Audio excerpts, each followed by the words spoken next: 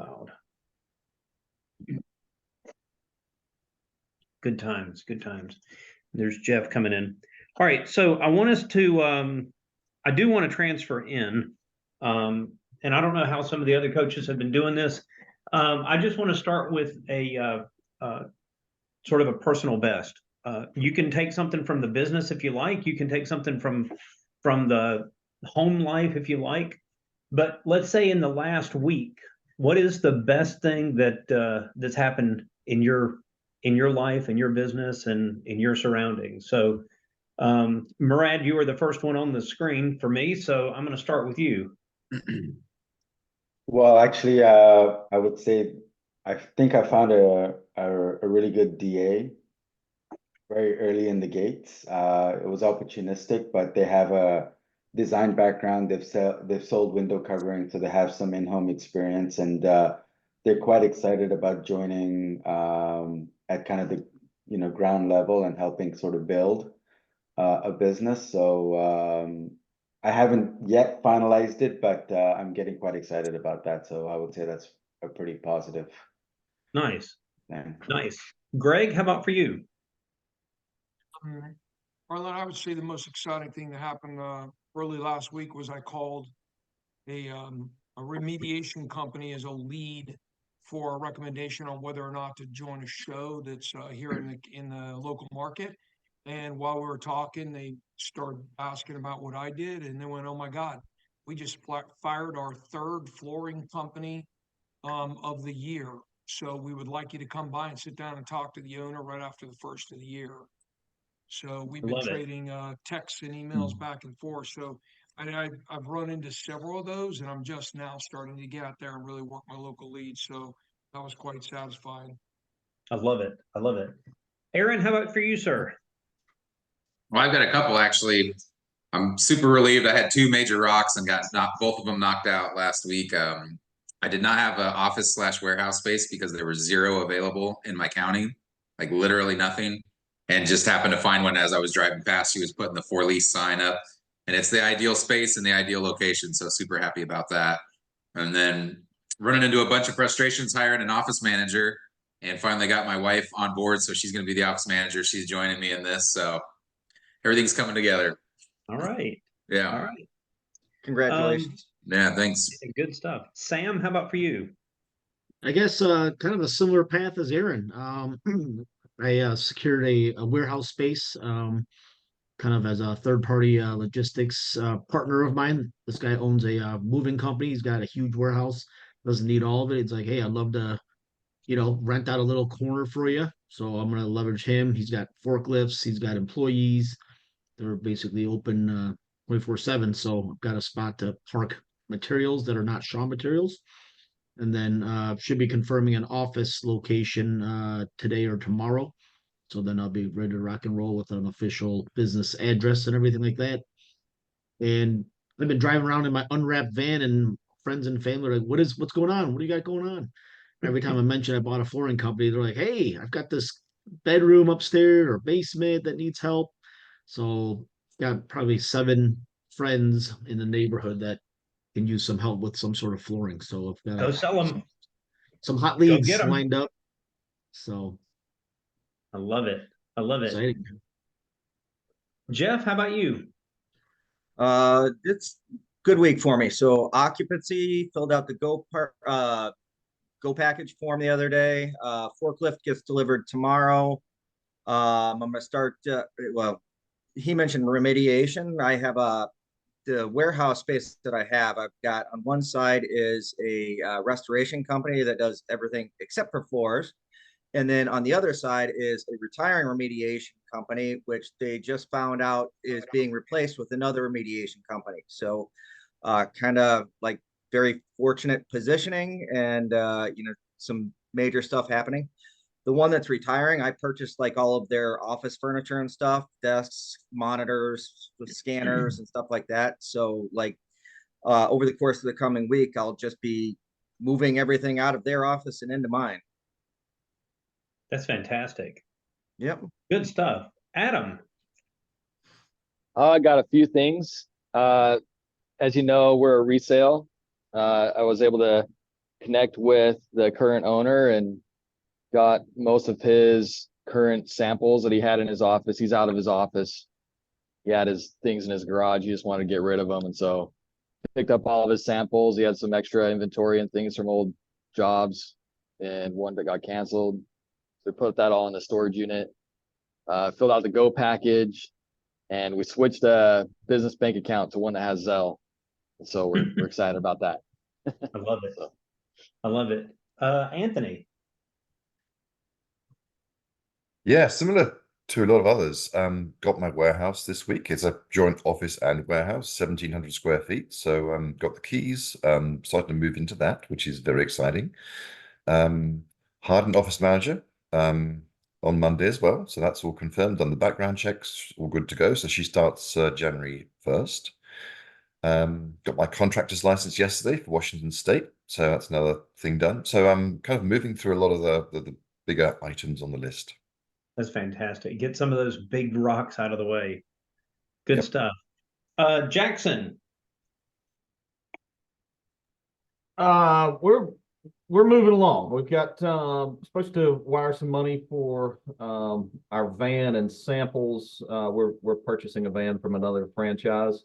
So hopefully that'll get delivered to us in the next 5 to 7 days, and we're moving along. We're starting to talk to some installers, and feel like I've got several leads on from some friends and family on getting some jobs sold in early January. So we're excited to get going, and we've got a few things left to get done, but we're feel pretty confident we're moving in the right direction. I like it. Carrie. Yeah, Arlen, got my office and warehouse is fully set up. Received the sample shipment last week, so inventoried that. So just moving on to the next project. Now I'm just gonna looking to purchase the vehicle and get that fitted. So moving along. Nice. Let's see. And Jean-Luc, how about you? Did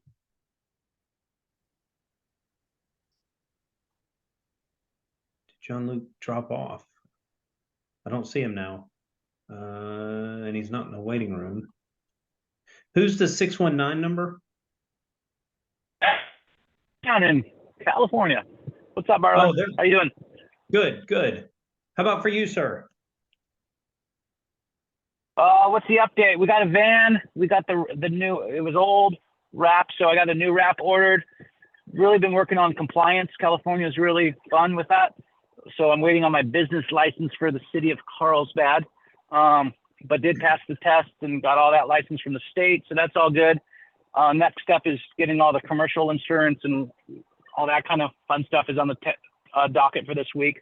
I have already had 2 appointments. I'm actually just leaving one from the Shaw rep, the carpet guy. Man, the guy taught me so much already. Young kid, doesn't have kids, likes to golf. So I heard from another business, go be friends with all your reps because they'll make or break you in terms of help. So I've been really focused on trying to develop a network already. So, and last week, I met with the Cali guy. So really just trying to do a lot of the local marketing kind of stuff before I turn on the engine of PPA, to have some people already in my corner. I've got a BNI meeting next week that I'm testing out. So that's kind of my update. I love it. All right, so let me share with you what we're going to do today.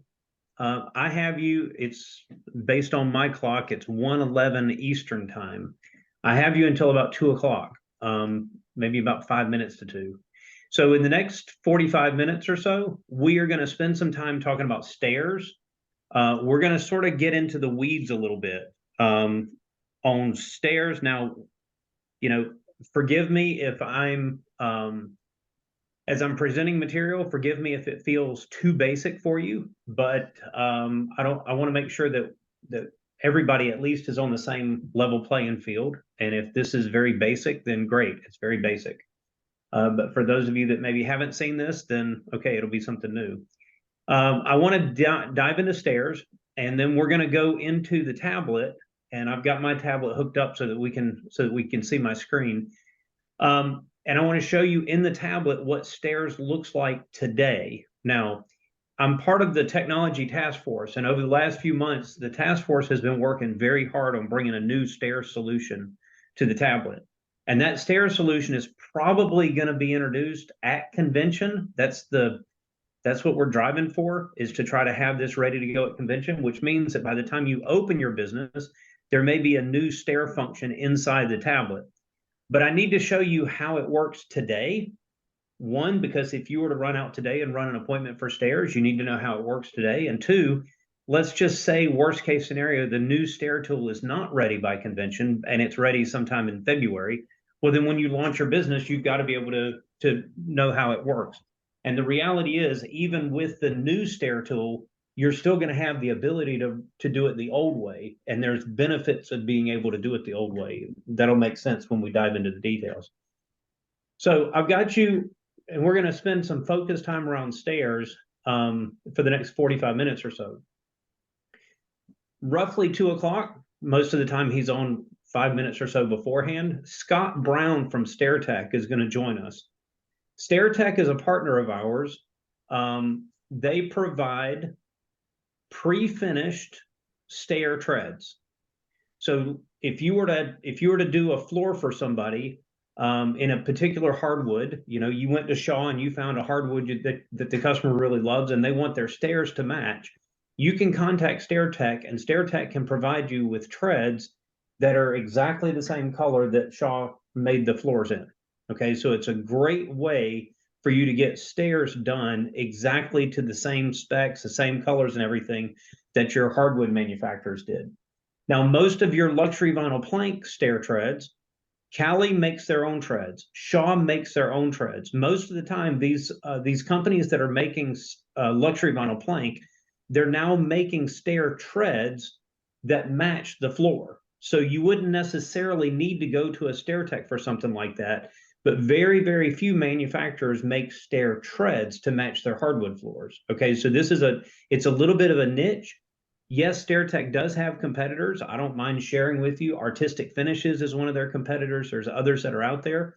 You don't have to use StairTech, but I find that StairTech has one of the most advanced online websites for you to be able to order stairs.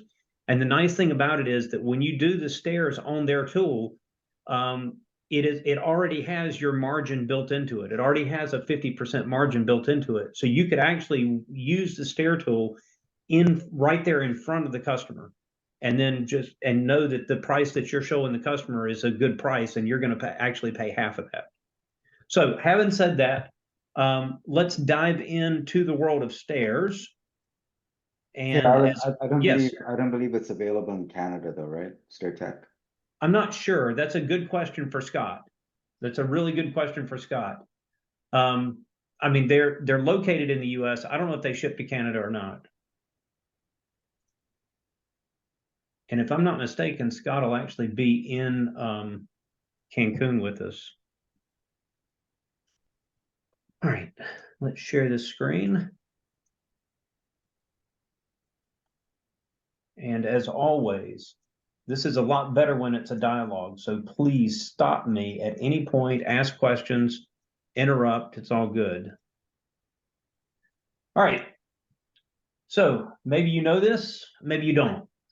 But I want to make sure that we're on some solid footing here. Basics of stair construction. Now, you're never going to have to do this within the confines of Floor Coverings International. Maybe you do this on your own somewhere, but this is not something that you're going to have to do with Floor Coverings International. But I want you to understand how stairs are constructed from the beginning, okay?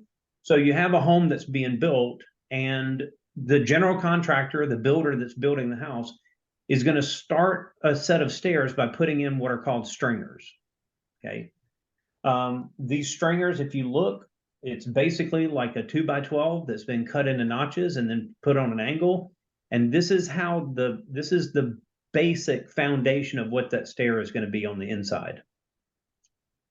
Once the stairs are then put on top of the stringers, risers are the vertical part. So risers really don't carry any structural load. They're really there just to keep you from, having stuff that goes through, so to speak. Then the top part of it is the stair tread. And the stair tread is the piece that you walk on. Now, on the outside, you'll see here that on the outside, you do see the stringer. Sorry. On the outside, you can still see that outside stringer, okay? And in this case, you can see that this staircase has a landing. All right, so basic terminology.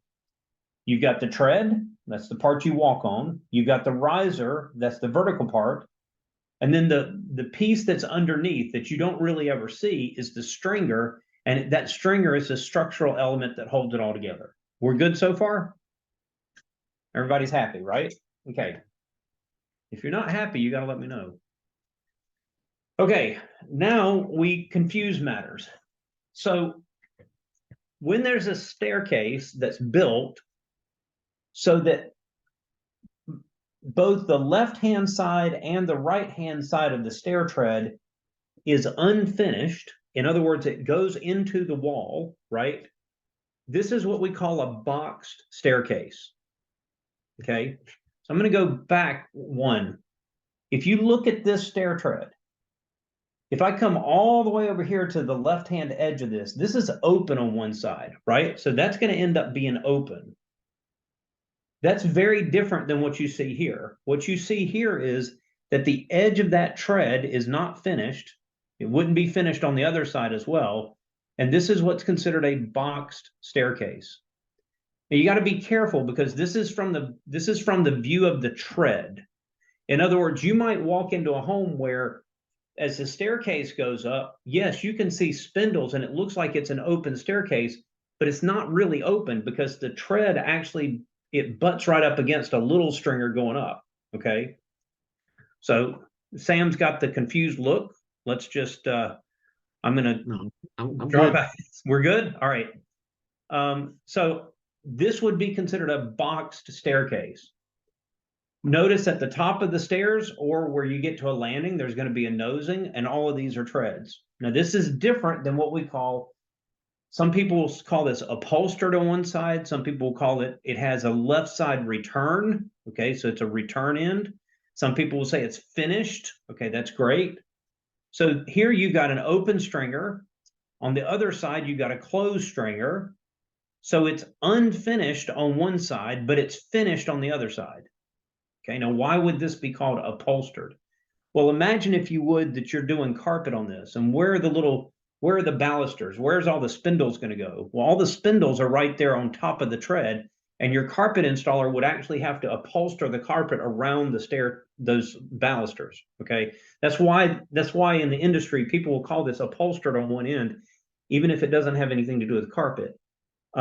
Or again, some people will call it that it's returned on one side. Why? Because you can see the nose comes around and then the nose returns. It goes back on one side. This would be considered a left return. Okay. You're always looking at the stairs from the bottom of the staircase. So in this case, it's a left return as opposed to a right return. It's the same thing, just on the other side.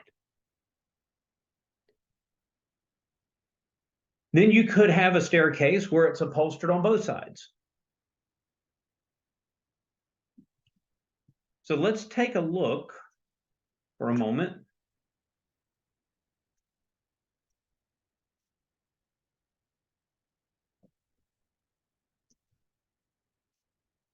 And I just want to look at some stairs online with you.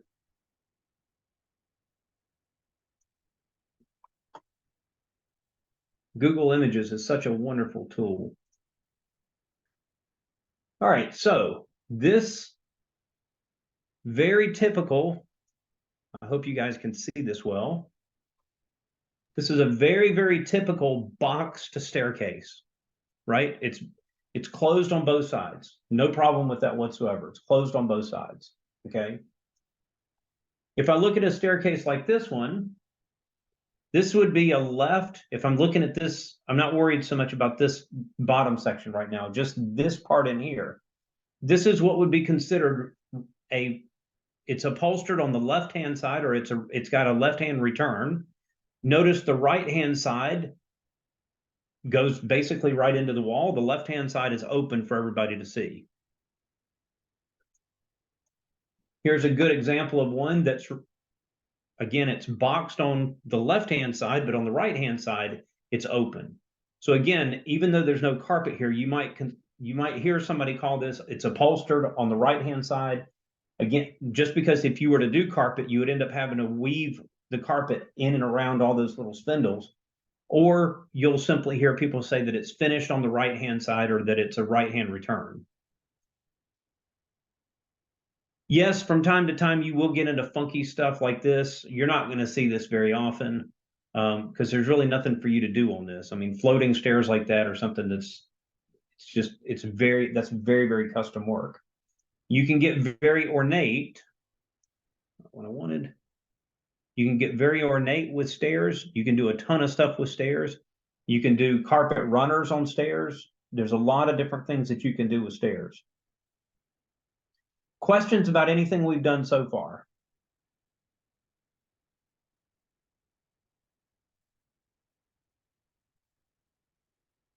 There's got to be something.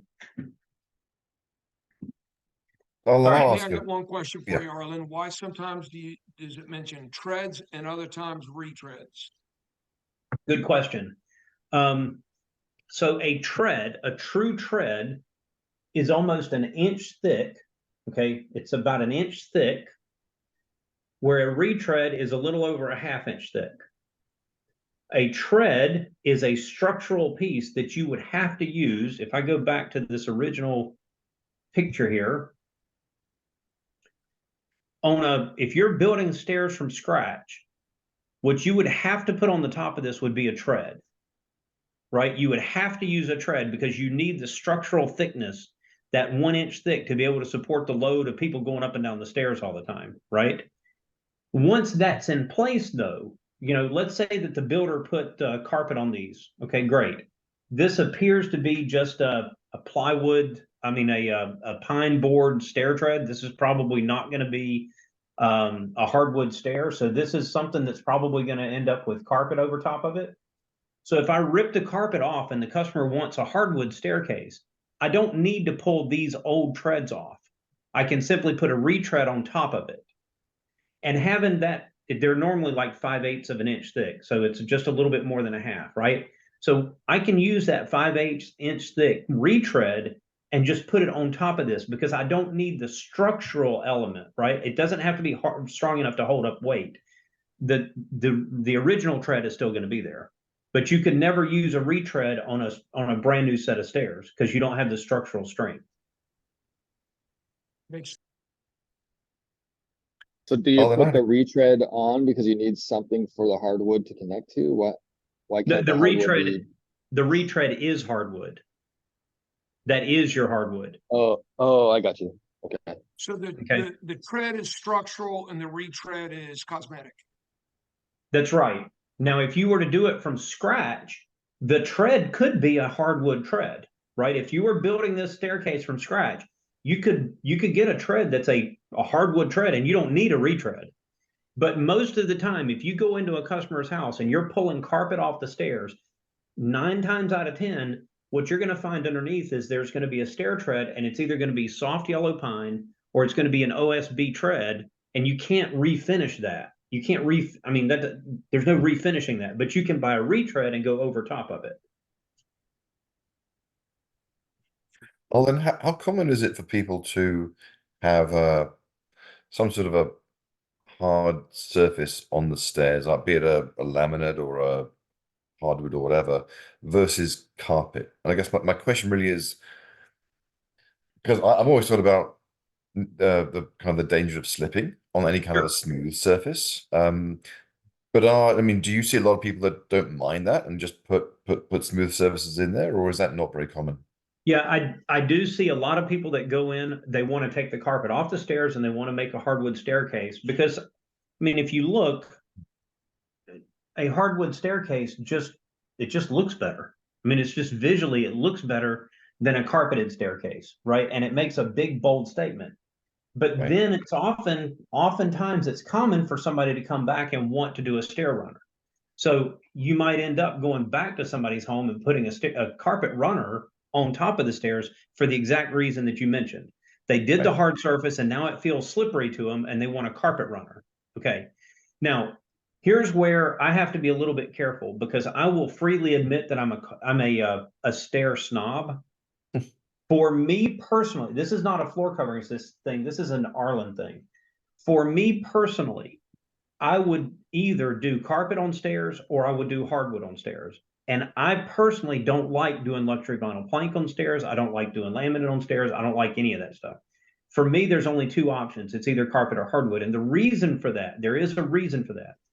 The reason for that is if I do, let's say I did a staircase in luxury vinyl plank, and the customer comes back 2 weeks later and says, I love it. You did a great job, but it's slippery. Can you put a carpet runner on them? You can't put a carpet runner on luxury vinyl plank. Oh. The staples won't hold. So when you try to do this, you see this carpet up there at the top where it's going to tack in. You can't tack this carpet into luxury vinyl plank. It simply will not hold. And so, yes, it's perfect. You can do luxury vinyl plank stair treads. There's even laminate stair treads that are out there. And when Scott comes on and he talks to you about their solution, they've actually done something that's a little unique. I have not personally used it, but he claims that what they're doing with their laminate stair treads is that you actually could put a carpet runner on it. I haven't personally done it, so I can't attest to it. But that's my issue with doing laminate or LVP on stairs. They're perfect products. Sometimes they're less expensive than doing a true hardwood, but you can't put a runner on them. Thank you. That's really helpful feedback. In my zip code, most of the homes here have hardwood stairs, Anthony, so just to answer your question. Good. All right. So And we've got to confirm, Arlen, the hardwood is also including the engineered because it is a hardwood, correct? Yes. Just as I'm Yep. making that. Okay, perfect. Yep. Absolutely. All right. So I'm not going to steal Scott's thunder, but I'm going to show you that StairTech has two websites. So you've got stairtech.com, and the stairtech.com, this is the website that everybody in the world can see. You can go onto stairtech.com, and the nice thing about this website is you can go to their stair parts, and you've got a really, really nice collection here of images and descriptions of what it is. So when Greg said, what's the difference between a tread and a retread? Well, here you go. This is a tread, solid wood construction, 1 inch standard thickness, typically used in new construction. Let's get down to retread. 5/8 of an inch thick, solid wood construction, typically used in remodeling. Okay, so you've got pictures of the two, right? And you can click on the details. Here's a return tread. So this is a right return, a return retread, a modern retread. So the retreads have a rounded nose and they've got a little piece of cove underneath them. The modern retread is more of a blockish look, and it's a very popular look right now. Let's see if I've got a bigger picture of this. Yeah, there's my return retread, right? And you can see you've got that little piece of cove base that's right underneath it that's already attached to it. It makes a really, really nice finished tread. That's great. Where if I look at the modern retreads, that modern retread, I mean, it's very much a block shape. Okay. Which, hey, some people love this, some people hate it. That's fine. Whichever way somebody wants to go is fine. But this StairTech website gives you a really, really nice view that a customer can look at. It's a great place for you to be able to show customers what you mean by different things. Like, what's the difference between a tread and a nose? Well, okay, a tread is a big, long piece. A nosing, I mean, that's it. It's just the nose at the top. You also have retro noses and modern noses, okay? So you've got all these different things. This is what I call their retail website, right? So this is everything.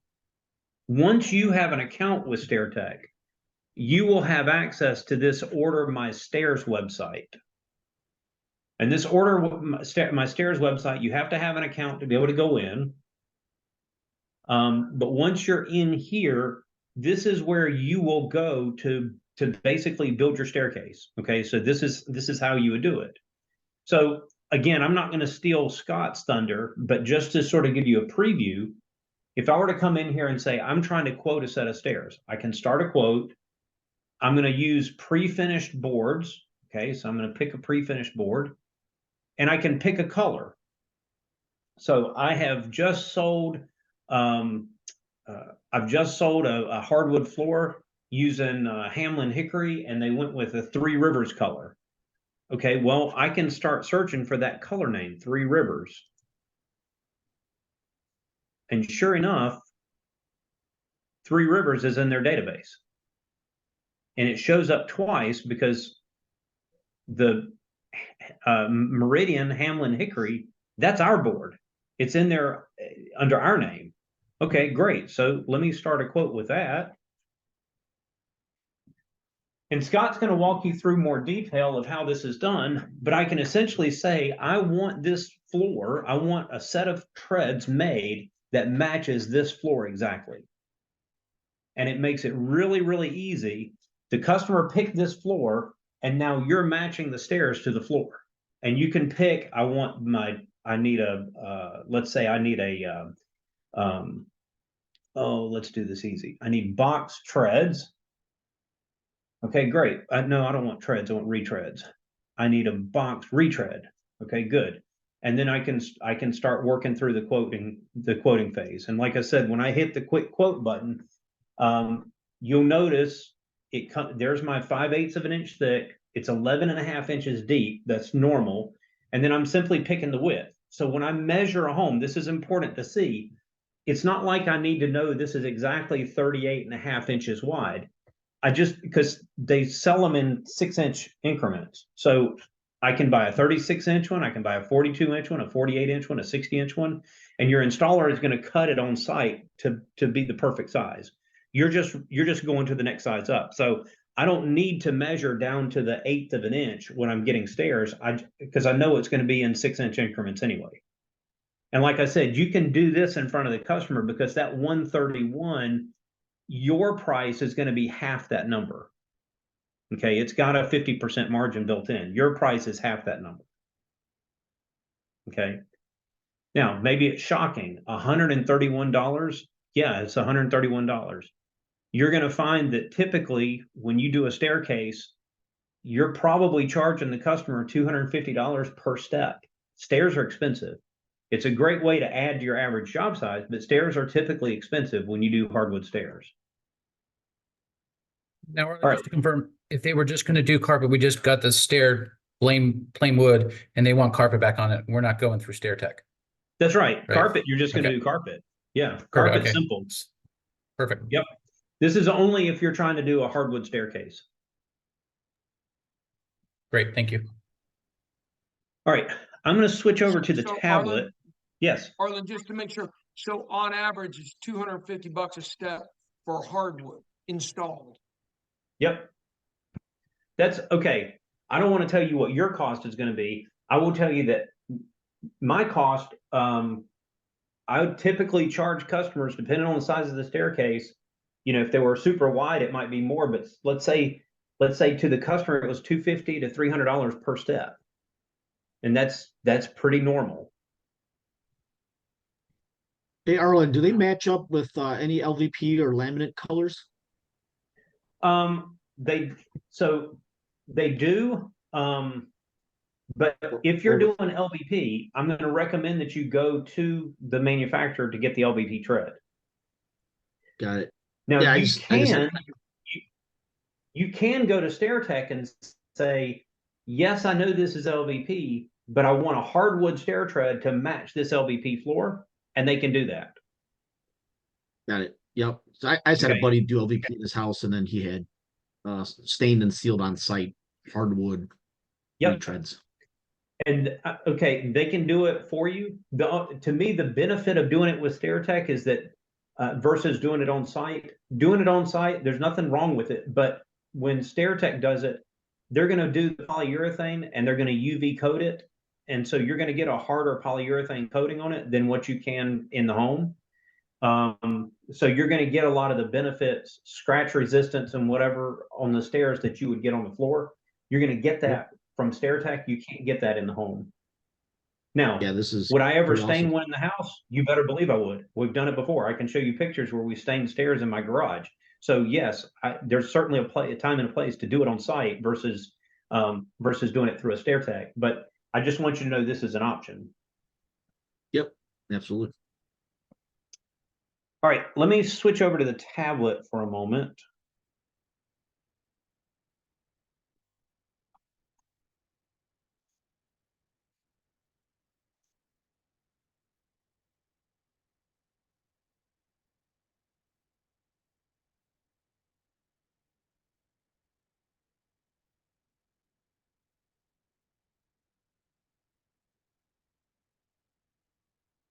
And we're gonna run through this quickly. So if I start a training task, here we go. You guys have done these enough to know where I'm headed, so I'm not going to walk through all of this one by one. Let's get over here to my drawing menu. All right, so if I'm going to draw a set of stairs, and it's okay, maybe I've got a room. If you want, we can make a room just for fun.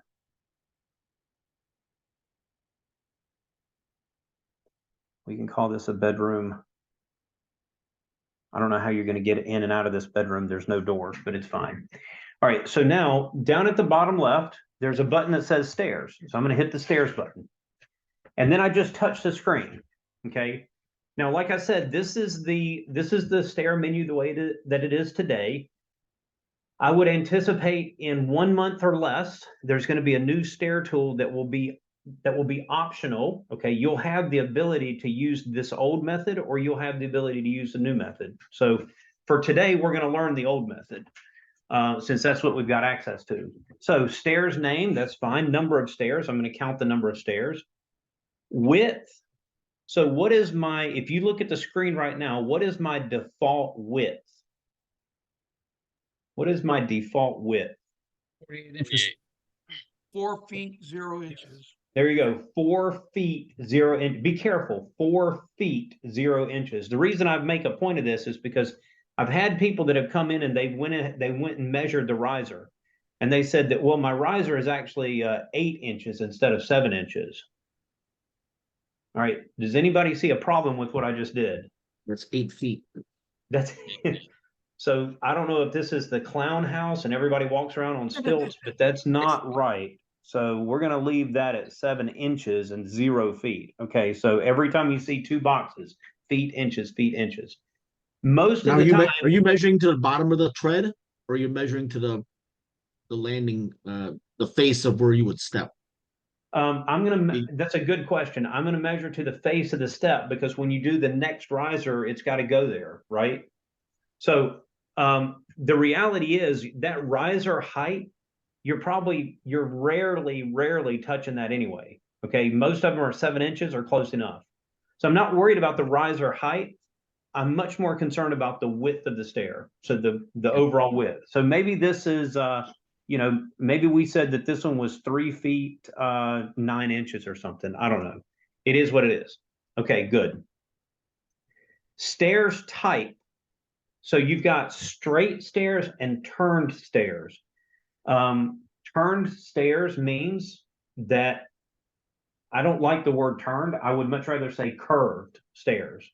So they would be like a pie shape. Okay. Turned makes it sound like I go up straight and there's a landing, and then I turn and go up straight again. But those are actually two straight flights. Turned, it's not a great word. That's one of the things that's being changed. On the right-hand side of the menu, this would be more like Gone with the Wind, a curved staircase where each one of the stairs is sort of a pie shape. Boxed, of course, is boxed, single upholstered, double upholstered. So let's just say that for the time being, I've got a boxed straight staircase. Does that mean that there's no landing?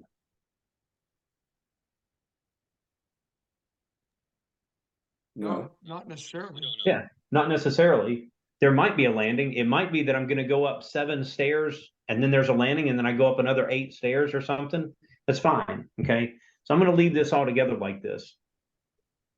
Now, I'm gonna put hardwood in both of these rooms, and we'll stick with this Hamlin hickory since that's what we were playing with on the screen. So let's go into this and we'll hit our space info, and I'm happy with the default. So be it. All right, so in the bedroom, set my install hardwood. I'm happy with all of that. That's good. Notice my freight is a drop charge. All right. And I'm going to put in Hamlin hickory.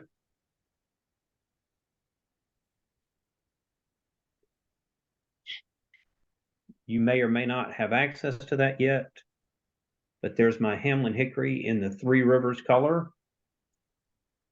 That's fantastic. And now I've got hardwood in the room. Now I want to add the stairs to it. So I click on the stairs and I hit set install info. All right, now here's where it gets interesting. You'll notice that there's nothing on the screen. I mean, it says product type. And when I click on the product type, there's only 3 things that the tablet currently allows me to do. It says carpet, hardwood, and sand and finish. That's it. There is no option for a luxury vinyl plank stair tread. There's no option for a laminate stair tread. Those will come in about a month or so, but at the moment, they're not even there. So we'll talk about, well, how would I do it, right? What would I do if I was really going to do a luxury vinyl plank tread? But for the moment, let's just say that I'm doing hardwood and my hard surface freight is a drop charge. So that's it. You'll notice that now I only get 3 lines. I get my drop charge, I get my labor price to install the wood, to install the tread, and then I get a line that says oak stair tread. Well, I'm doing hickory. Okay, what am I going to do here? All right. Well, let's think through this. So let's go into complete option and look at these details. There's the bedroom. That's fine. I'm going to skip past that. And let's look at the stairs. What is the cost to install this staircase? Well, it says here that my cost is $55. Okay, $55 for the stair install. That actually feels about right. Oak stair tread, cost of $40. How does that sound to you? Very low, right? I mean, we just did it on the screen and it said $131. So half of that would be about $65. So that feels low to me. What's missing on this? Nails or glue? Nails, glue, what else? The riser? Yeah, the riser. I need a new riser every time I do a new step. I don't see a riser here. So what I want you to consider, the way that the tool is built today, it was built for this to be a placeholder. So I'm going to hit the pencil and I'm going to go here where it says oak stair treads, and I'm going to remove this, and I'm going to say hickory tread with, I don't know, maybe a white riser. And I'm just going to change it right here on the fly. And I'm going to put here as a cost, what is my cost for the tread and the riser? So this one line is going to represent all of that material. So let's say if it was $65 for the tread, I don't know, maybe it's $15 for the riser. Maybe there's a little bit more money for the glue and whatever else. So that's great. So let's say 65 and 15, we'll call that 80. Maybe we put another $5 in there for supplies, whatever. So I'm going to come in here and I'm going to say my cost is $85 and hit enter. Now this actually looks a little more realistic. So what I want you to consider, the way the tool is currently designed, when you select hardwood stairs, when you select that you're going to do stairs, all it's doing is it's giving you 1 line for labor, it's giving you 1 line for material, and it's giving you 1 line for freight. And you do need to go in and change that line so that it reflects exactly what it is that you're doing. Okay, it is a placeholder for material, a placeholder for labor, a placeholder for freight. So what would I do if this was going to be an LVP tread? Well, let's go back. I'm just going to clone this. Easy to do. And now I'm going to go back into my complete option. So let's say that I'm going to use a LVP tread for whatever reason. Now I'm just going to change this, and instead of having a hickory tread with white riser, I'm simply going to change this to say LVP tread. I can get my tablet to work with me here. LVP tread with white riser. And let's say instead of box stair wood install, let's call it a box stair LVP install. Okay. And then I can adjust accordingly. So my LVP tread with white riser, I don't know, maybe it's 75 instead of 85. They're really not that big of a difference in price anyway. All right, so now I have my LVP option. And that's exactly the way that I would do it. I would call it hardwood. And then once I got into the detail screen, then I would go in and make whatever adjustments I need to make. So when you select hardwood in the tablet, right now, you need to think of that as it's simply a placeholder. You've got a line for labor, you've got a line for material, you've got a line for freight. Questions on Alan, yes. On the previous example with the hardwood, Mhm. if they also wanted to add a carpet runner, what would you do? Good. So let's do that.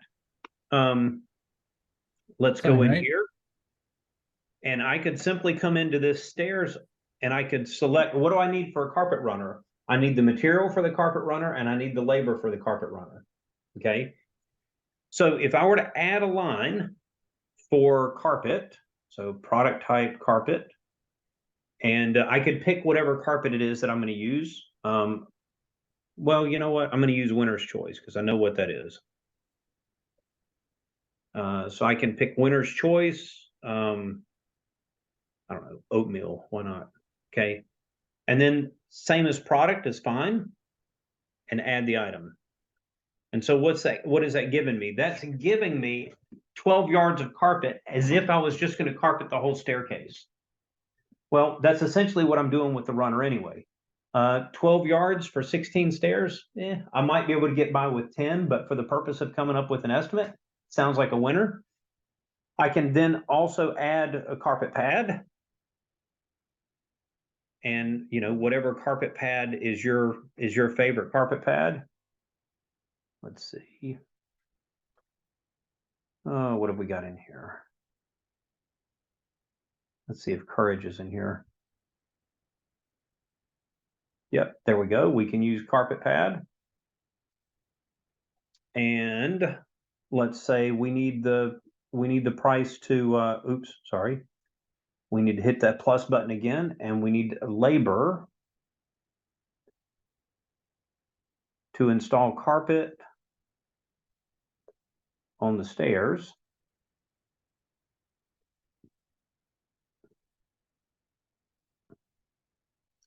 I'm just going to call that a box stair carpet install. And it gave me one, so I need to come back and say, no, we're actually doing, we've got 16 steps that we're going to do. Okay. And this would assume that I'm simply tucking the carpet under, but if I wanted to have somebody serge the sides of it, to do binding on the side of it, then I might add a line for binding. Okay. Does that help? Yeah, thanks. I just what I'm also curious is how did you come up with that estimate for how much carpet you would need? Like what's the math like for carpet, you know, on these stairs? Good. Let's do the math. Let's do the math. So Doesn't it just pull from the stair that you already built, Arlen? It does. And it knows? Yes, it does. So the 12 and a half square yards is what it came up with. And you're 100% correct. It knows that. But I also want to share with you some math. Maybe just because I like math. I don't know. Where's my Zoom screen? There it is.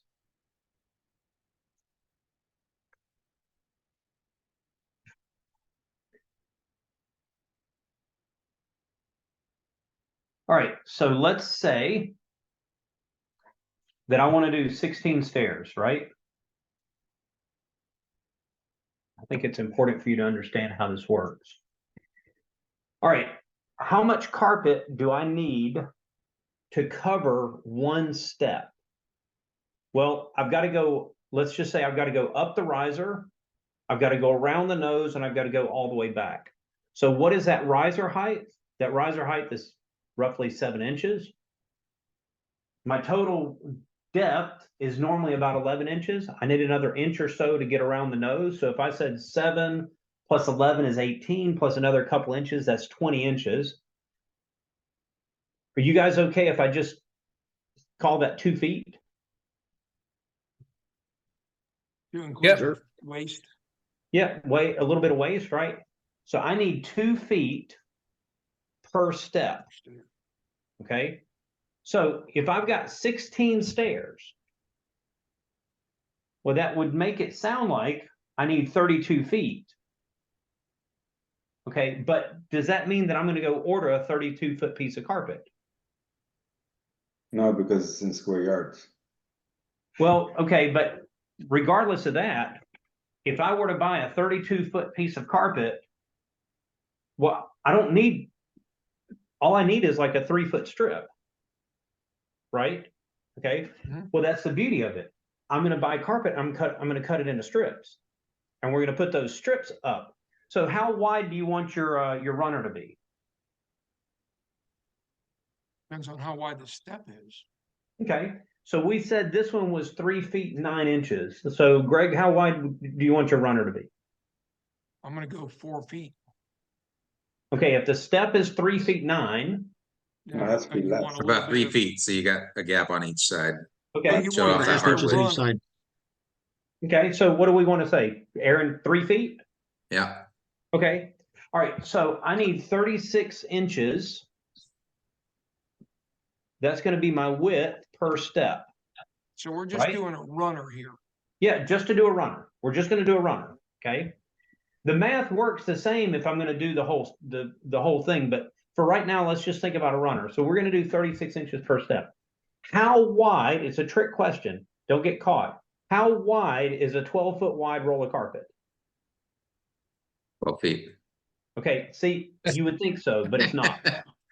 Plus or Okay. minus a couple inches. Okay, so a 12-foot wide roll of carpet is 11 feet 9 inches long, or 9 inches wide. Okay, it's just, well, why is that? Well, it's the same reason you go to Home Depot and you buy a 2x4 and it's not really 2 inches by 4 inches. Okay, 12 feet is the size of the loom, and so you've got about 1.5 inches on both sides where you've got the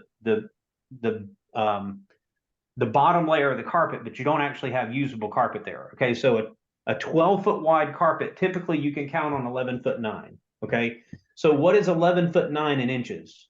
Well, I've done this before. It's 141 inches. You can check my math. Okay, so here's where golden hour comes. If I've got 141 inches and I divide that by 36 inches, what do you get?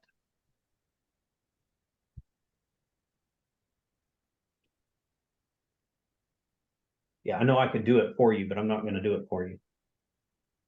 3.92. 3.192. 9192. 912. Okay, good. All right, so we call it 3.9. All right, so you know what that tells me? That tells me I cannot get 4 strips out of this. I can only get 3 strips. Okay, so I'm counting on being able to take this carpet and cut it into 3 strips, right? I can cut 3 strips out of this carpet, which means that I don't need to buy a 32-foot piece. I can take that 32-foot piece and divide it by 3 because I'm going to get 3 strips. So how much carpet would I want? Well, I want, it's almost 11 feet, right? Because 33 feet divided by 3, it's almost 11 feet of carpet. But I know that I need it in 2-foot increments, right? So I would go and I would buy 12 feet of carpet. Okay, now just for fun, 12 feet of carpet times 12. Sorry, Arlen, you lost me there. How did you get to 12 feet? Okay. I took, what's 32 divided by 3? 10.6. What's that? Sorry? 10.7. All right, 10.7, right, feet. So this would tell me that I could order 10.7 feet, but that doesn't really work because I really need this to be in multiples of 2. Okay. Okay. So I'm not going to order 10.7 feet. I'm going to order 12 feet. I'm going to round this up to the next step. So instead of ordering 12.7 feet, 10.7 feet, I'm going to order 12 feet. Now, when you guys haven't done this yet, so it's not obvious. When you go to Shaw's website, when you go to Mohawk's website, they all will allow you to do the same thing. You can order in square yards if you want to, or you can order in linear feet. So I'm ordering this Winner's Choice oatmeal color. It's a 12-foot wide roll, and I need to order, 32 feet. Well, no, I'm not ordering 32 feet. I'm ordering 12 feet. Okay, and you can order in linear feet. And most people do order in linear feet. But just for fun, 12 feet by 12 feet is 144 square feet. Anybody know how to get from that to square yards? Divide by 3. 3. Divide by 9. Divide by 9. All right, so what's 144 divided by 9? 16. 16. So this is going to end up being about a 16 square yard carpet runner.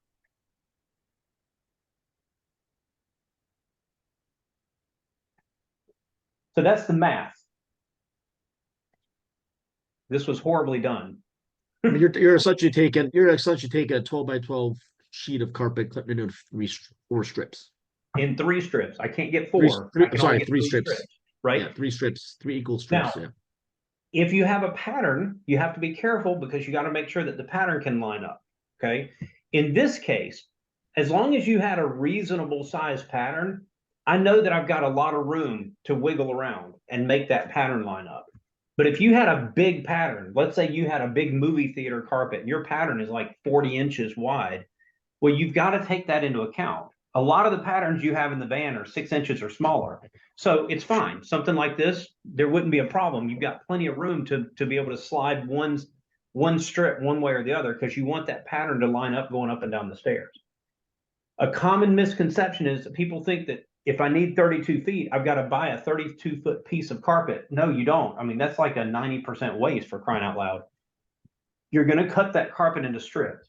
And then depending on how the customer wants it to look, maybe it gets surged on the edge. Maybe you've got a binding on the edge, or maybe not. Maybe the installer simply tucks the carpet underneath on both sides and taps it down using something called a Z-bar.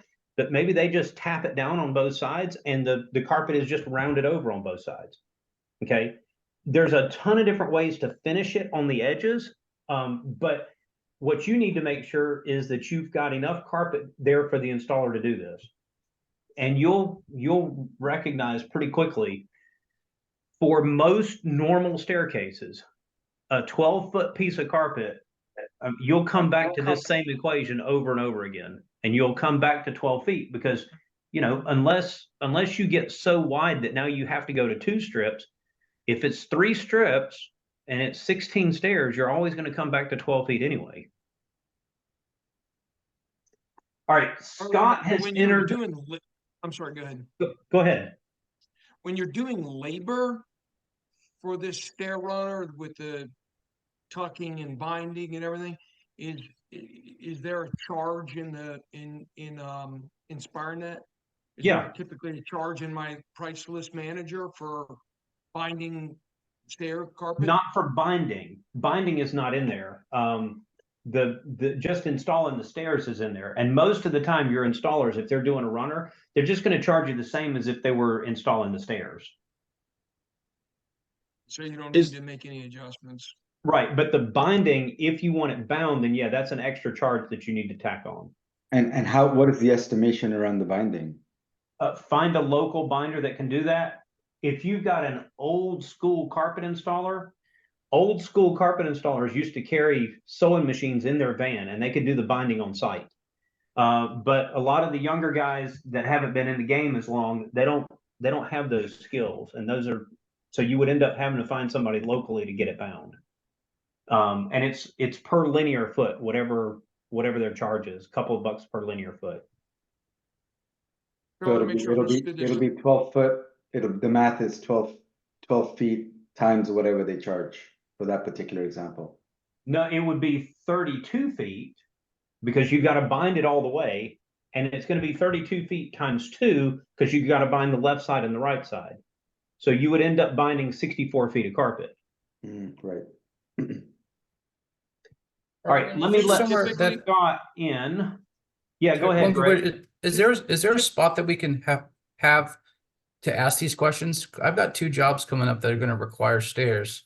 And how do I make sure I ask all these finishing detailed questions, not knowing what to ask yet?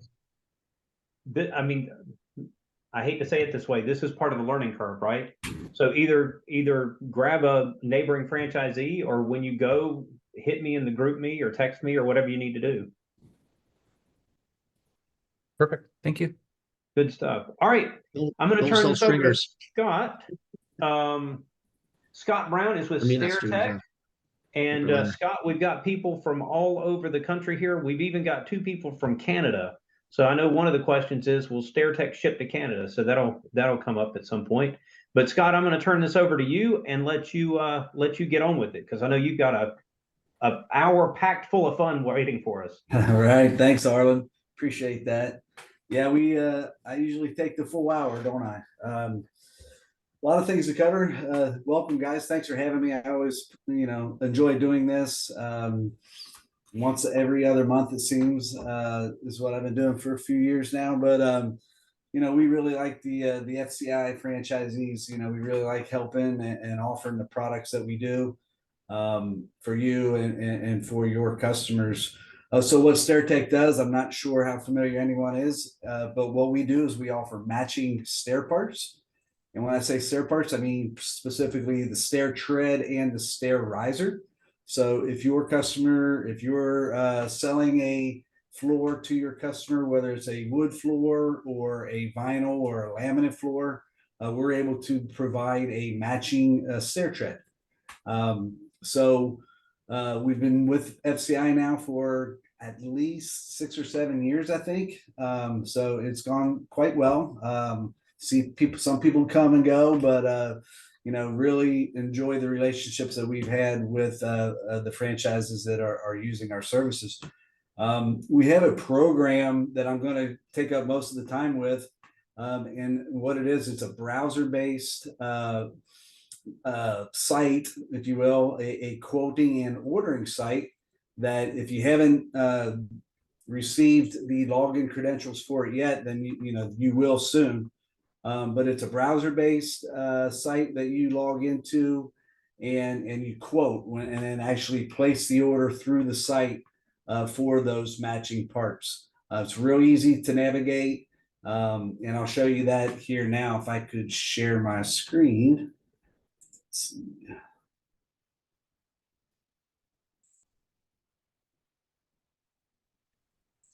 Scott, is this available in Canada?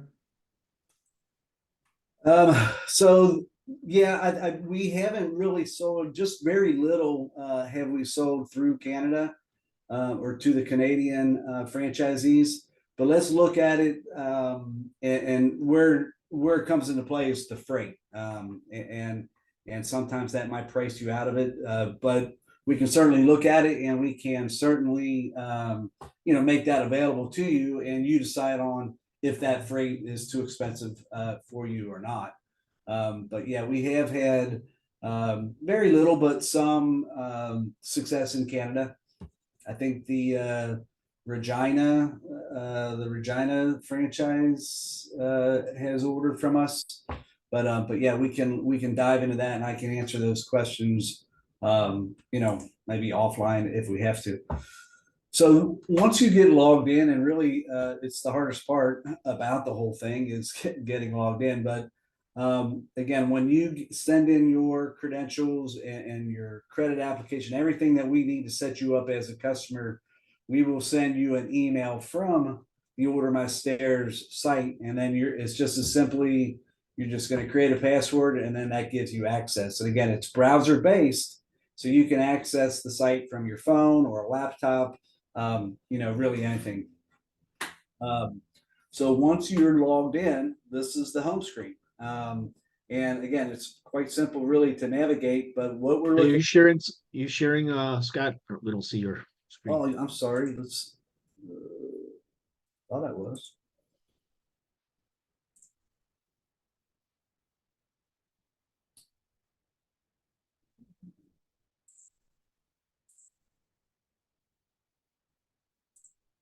There we go.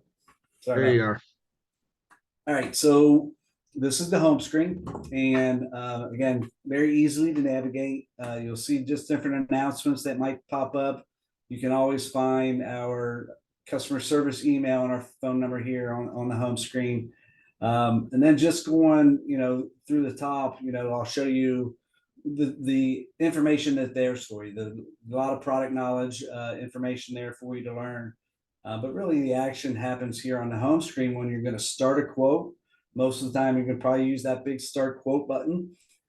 This ribbon of thumbnails, these floors, or maybe the 12 or 15 most quoted or ordered floors, wood floors, that is, for matching purposes. So you could actually start a quote from that. Most people go through that start quote button, look for this to maybe be phased out. So the developer of the OMS system, it's actually a StairTech employee. So changes are made pretty quickly, although we haven't made too many. Everyone seems to be comfortable with it, and it's very effective. But it is a StairTech employee here who has developed this, and it's won awards. To be honest with you, it's a fantastic tool. At the bottom of the home screen, you'll see your recent quotes and your recent orders. We're going to make a couple of those, so you'll see how that works, but those live right down there at the bottom of your home screen. Okay. And that's it for that. The stair parts, you'll see this look throughout OMS as you're quoting just the available stair parts and how you can drill down or filter out. Again, you'll see this as you start to make a quote, but this would be another way for you to maybe reference what a box tread is, for example, and how to measure for it. All right. The history tab at the top is just the more the larger list or the more the total list of your history of orders and quotes that you can access. And then the last tab over is the resource tab. I like to jump right to this product knowledge. And again, a little bit redundant, but for some of the other more difficult or more customizable parts, this drill down might help you. But again, really, when you're making a quote, this all pops up. You'll see it as you're building out a quote. I'd just like to show that there is this tab here for textures. Okay, and so how does this work? So we have a library that I'm getting ready to show you, but that library is built from all of our customers, right? So from the FCI franchisees and then everyone else. So as floors are received by us to match, that floor will go into the library and then it's made available to everybody. Okay, so if you are looking for a match to a floor that's not in our library, then you would send us a sample. In the case of a laminate or vinyl floor, we would need an entire box of that flooring. Okay. In the case of a wood match, a wood floor, we would only need a couple boards to match that sample because we're actually, we have, humans that are actually staining and matching by hand, to those floors. So full box if it's a laminate or vinyl floor to match, and that, or for wood, just a couple boards to show the variance. So when we get that sample in, of course, we're looking at the species, we're determining the correct species to match on. We get a sheen reading on that floor in the case of wood. And then we also look at texture, and that's why I'm pointing this out. So these are the list of our textures, okay? Again, we're going to catalog this, so there's no need to know the difference between, for instance, a light resawn and a heavy resawn. We're going to do that for you. But if you make a quote for your customer and they see on that quote that, for instance, we're going to, make these treads that have a light resawn, they might ask you, well, what is that and why am I getting that? Maybe the floor is called a distressed floor, but this is just what we call the different textures that are available. Okay, an image there for you. I'd just like to point out that it's there. All right, and then really just the frequently asked questions that someone, if you need to train someone or if you need to come back to reference it, there are your frequently asked questions.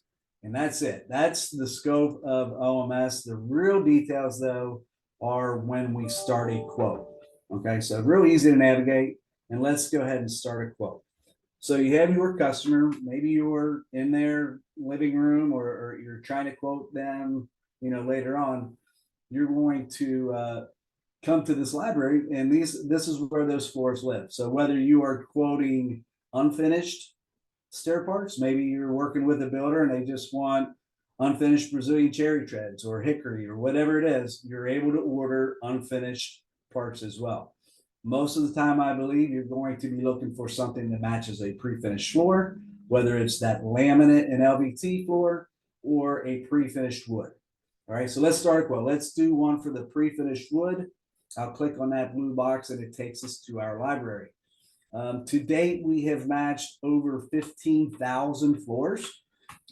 So, before you think that you have to send a sample, check the library and maybe we've already done it.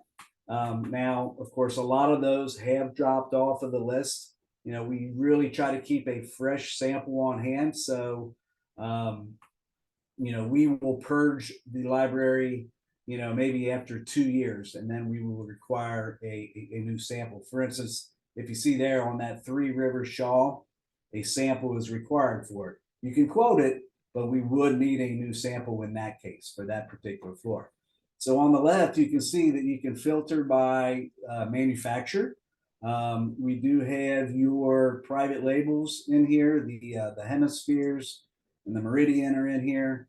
Doesn't mean they're all in here, but as we get samples, we enter them in here and then they are available to all the franchisees. Okay. So let's pick one. So we might as well go with, so it looks like a lot of these we still need. But let's just go with this Meridian, Broadway by Meridian. All right, so we've selected the floor. This is the floor that your customer has decided on. And now you're going to sell them matching stair treads. All right, so this Meridian floor is a white oak floor. It already knows that. So now it's just a matter of choosing our parts, right? So it's a big list, right? I like to do this. I like to show that really we only offer 3 different types of wood treads, okay? And then all of these are available to have return ends on either the left side or the right side, or both sides. But really there's just 3 types of treads. And what are they? So we have a box tread. A box tread is a 1-inch stair tread. Probably you're familiar with it. It's what a new set of stairs is typically built from or built out of. And we offer those, and we offer them pre-finished. The second 2 are a remodeling tread. This might be what you're going to be quoting more than anything else, more than likely. And really they're the same.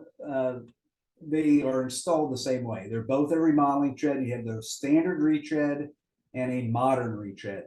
What is the difference? Again, they're installed the same way. It's just that front nose is different on the retread and a modern retread. The modern retread is somewhat new. It's been a large success. People are liking that new bulky flat front nose. So we do sell a lot of these. But let's continue this quote and we'll get into all the other options. Let's look at this box retread in that Meridian Broadway. Okay, so this is what that tread looks like. You'll see there's different profiles of it. Side profile, all of our treads start out with a depth of 11.5. That's the standard. Okay. And then again, you'll see how to measure for it. Of course, in the case of a box tread, it's simple to measure for this, right? Because a box tread is going in between two walls or two stringers, this tread is going to be cut to fit. So really you just have to make sure that you're ordering a tread or quoting a tread that's long enough. Okay, so that the way you would measure for this is just make sure that when you put that tape measure down, you're just you're going to quote something that's larger than what you're seeing. Okay. But on the what's great with OMS, so we are able to customize these. Okay. So the available lengths for this color tread, they're available from 36 all the way up to 96 inches. Okay. Probably 80% of the time you're going to need a 36 or 42. But we do offer all the way up to 8 foot in width. All right, so let's get a quote. Let's quote the 36 inch and the depth to be 11.5. All right, so like I said, standard depth on all of our treads is 11.5. What is great about OMS is if you needed to customize that and make it say 15 inches or even all the way up to 18 inches, it allows you to do that. Okay. The thickness on these is 5/8. This tread, as well as the other style, it's also 5/8. All right, the next thing down, well, let's keep it at 11.5. The next thing down is your textures. You notice that I cannot uncheck that box. The reason is, so when we got that floor in, we established that it would be a medium wire brush texture. All right. And in this case, we need to do that texture. It is a required texture in order to get a good color match. So you can't uncheck that. You have to have that wire brush. If it wasn't a required texture, you would be able to unselect that and you could order these to be smooth without the texture. Most people are, going with any textures that we recommend. All right, and that's it. So we have one of those. We're going to add 12. It's a pretty typical quantity, and we will add those to the cart. So, real important note: $158.80 is the price on that tread. Here's the thing with OMS: that price is marked up 100%. Your cost on that tread is half. Okay, we do that so that you could work on OMS or on this tool with your customer if you needed to. They can look over your shoulder and see what the full retail price is. I don't know, maybe you discount it, whatever you do, it's full markup 100%. So your cost is half. All right. So let's add those to the cart. And at this point, we can be done and go to the cart where we can go back to stair parts. So for this customer, we've now quoted the tread side of the staircase. We're going to be covering the riser as well, which is the vertical part of that staircase. So let's select the riser. And again, we're still quoting that Meridian Broadway. So this would be a matching riser. Okay. So for the 36-inch riser, 7.5 inches in height, that's our standard, and 3/4 of an inch thick. It would also get that wire brushing. It is more than likely than not, or our experience, or most of our customers prefer a white riser rather than a matching riser. In a remodeling situation, people tend to go with a primed white riser. So to switch from the matching riser to primed white, you're just going to select that primed white there. This is the easy ways to do it. You could start from the beginning and choose riser part, but this would be the quickest way to do that. So we switched it from the stain to primed white, the 36 inches, and then there's your cost. Again, that's double. So your cost on that white riser is $14. All right, we'll add those to the cart. There's always one more riser than there are treads. If you had a landing, there would be 2 extra risers. We'll add those to the cart. All right, so the final part for this customer that you need to quote is what are you doing at the top of the staircase, right? So, you pulled off the carpet, you're covering the stairs, and now you're going up to the second floor. You're going to a stair nose, okay? Like the treads, we offer the 3 different types of stair nosing, okay? So just the regular bull nose, the 1-inch nosing, the retro nosing, which is what we chose for the treads, and then the modern nosing. So let's go with the matching profile so that this matches the treads, and you can now add that final piece to your cart. So those are available in two sizes, 48 or 96, and they are 5 1/4 inches deep. One important note, on all of our nosings, they're always going to be 3/4 inch. So if this Meridian Broadway floor is an engineered floor that's 1/2 inch or something other, and it's not 3/4, you may need to go with the nosing from the flooring manufacturer. Could this, if this was a 1/2 inch floor, for instance, could this be modified in the field to accommodate? It could, but maybe your installer isn't comfortable with that. But you could certainly run the bottom of this on its edge or on the bottom of it and take off that 1/2 inch or that 1/4 inch if it's an engineered floor. So just know that everything from us, we do not match up to the width of the floor with our nosing. Everything is 3/4 inch. Okay. All right, we have everything. We'll add that to the cart, and we have everything now for this customer. So we go to the cart. You'll see that again, we are just quoting still. All your parts are there. If you needed to add a comment or an attachment, maybe a picture or a drawing, you could do that.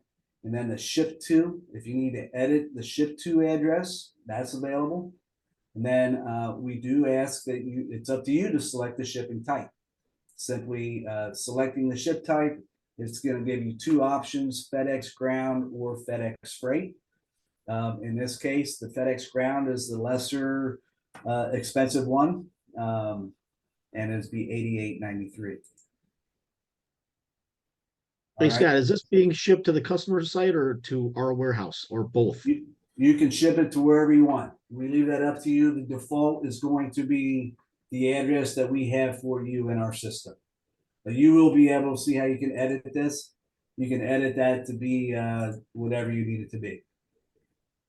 Yeah, you mentioned FedEx. I just didn't know if it came on a pallet or if it's boxes or how they're.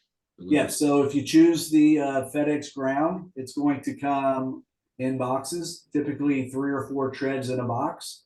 If you want it to come on a pallet, see how the price changed? This would come on a pallet, FedEx Freight LTL. Okay, so we leave that up to you. And some people will always ship FedEx Freight because they think it's safer. And that's probably true. But for the cost savings, we ship hundreds of boxes every day. So our packaging is good. We do this all the time. But some people will choose, and it could be where if you're, the FedEx Freight's cheaper. Maybe you have an order for 50 treads or something, and the FedEx Freight might turn out to be cheaper. Okay, but it does quote that for you. That's the actual quote. We do not mark up the freight, so that is the cost on the freight. We only mark up the parts. Okay. Notice the delivery time, 21 to 25 days. Those we got away from a little bit, but for the most part, that is those are accurate lead times, and that lead time is based on the parts that you ordered. Okay, so these are pretty standard sizes, actually very standard sizes. We are wire brushing. That might have added a couple of days to the lead time. But that lead time, again, is based on the products that you have quoted. When I show you the quote for the laminate parts, it's going to be less. It might be 14 days, and the unfinished parts might be 3 or 4 days. So it's all based on what you have quoted. All right, so that's it. So save that as a quote and your customer's name, and you have just created your first quote. There is a nice feature here where if you wanted to print this quote off for your customer, maybe email it to them, but here is that quote in retail dollars that you could download and email to them or print off if you could. Now that we've made that quote, you'll see that that quote lives on our home screen under recent quotes.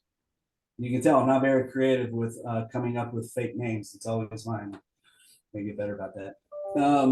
So you made your quote. The customer has thought about it, and now you are ready to place the order. So you come back into OMS, you access the quote here. Just select that quote number. Takes us to the quote. You can modify it still, or we can submit it as an order. So just clicking on that blue button takes us to those options where you can see maybe the customer counted wrong. Maybe they need 13 treads. You're still able to update that. Okay, still update it.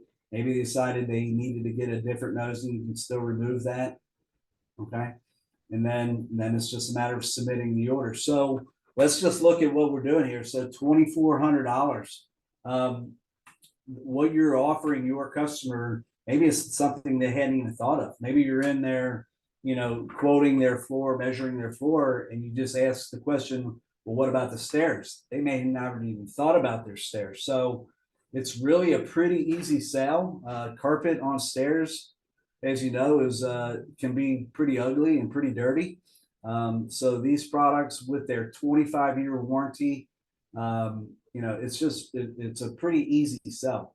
And it's a nice margin item for you to add to your order. So once it's good, submit that as an order, customer's name, email, and you submit that. And when you submit that, what's going to happen is it's going to send us an email that you just place an order, and you will also get an email with your cost pricing. Okay, so you don't have to do all the math. You'll get an email with what your cost is, and that all happens automatically. So we've moved that quote now from a quote to an order, and it lives now on the left side. You'll notice there that there's a status. It says processing. When it's in the processing status, it means we haven't received it yet. We haven't pushed it into production. And once we do, that status will change to say in production. And then once it has shipped, it will change to say shipped, and then finally delivered. So you can kind of follow your order if you needed to through OMS. Of course, you can always call us and email us as well. Any questions about that? That is a pretty typical order that you should be able to sell all the time. Any questions about it? Yeah, I got a question. Scott Travis here. How you doing? Good. You mentioned something about there's always one more riser than treads.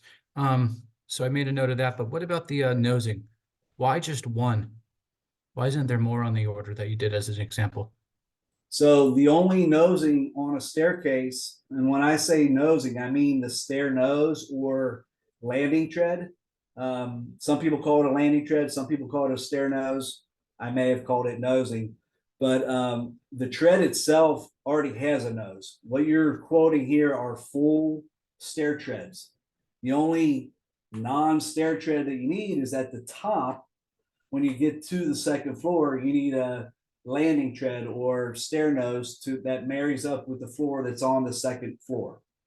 Okay, perfect. Spot on. Okay, that's where I thought it was going. I was getting confused. Okay, perfect. No, I may have. Thank you. My terms may have screwed you up, and I apologize for that. You might need two stair nosings or landing treads if there's a landing, right? So you have one flight of stairs that goes to a landing, and then it turns and goes up another flight. So in that case, you probably will have two stair noses or landing treads. Perfect. Thank you. You're welcome. Hey, Scott, it's Sam. Quick question. How are these retreads installed? Are they glued and nailed? What's the typical? They are typically they're glued in.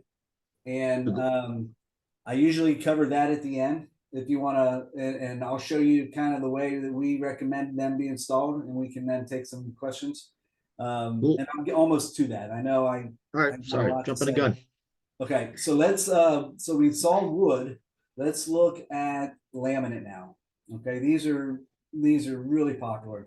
So we're going to quote now the different laminate or LVT. And if you catch me saying laminate, it's kind of what we refer to them around here. But what we match are both laminate and vinyl floors, because what we do is we wrap a tread using vinyl. Okay, And like I was telling you earlier, we get a full box of a floor in. We get an image of it, a high def image of it. We are then working with that file, photoshopping out the flooring lines, and then we print that on vinyl. And by the way, we do this all here in Erlanger, Kentucky. This was maybe about a year now, maybe a little longer than a year, that we have been able to offer these parts to FCI. Because it used to be that we had to buy the vinyl. We had a printer that was printing for us. Well, we made that investment last year to do all the printing in-house. And that opens up any floor to any customer, because I don't have to buy a 500-foot roll of, amber chestnut color. Because we wouldn't sell that. We've matched over, I think we're close to 1,000 different laminate or vinyl floors. So this just was the obvious progression that we got into the printing, and now we can offer you just 12 treads. Okay. So just like the wood, this is the library. You can filter by the manufacturer. There might be a little bit of work to be done as far as searching by a color name. Like I thought you used to be able to do that. But you can search on here for the floor you're looking for. Let's look at let's do the top one, the Autumn Wave. All right, so this is an Armstrong floor called Autumn Wave. And again, we are going to be printing vinyl to match these. So what is available in this color are the next step. We call that the next step tread, or the modern tread. And then, of course, with the left returns and the right returns, we offer those as well. So let's look at the modern profile, which is the same profile in the wood species. So we'll quote this one to show you what that looks like. So this is that floor. Pretty cool technology here where you can actually see it on that modern tread. And with our vinyl and laminate treads, they're not 5/8, they're 3/8. So the thickness is 3/8. So how is this made? So you have an MDF tread that has a hardwood nose. And that is constructed on purpose that way. One, it's more durable for as it's being kicked while you're walking up the stairs.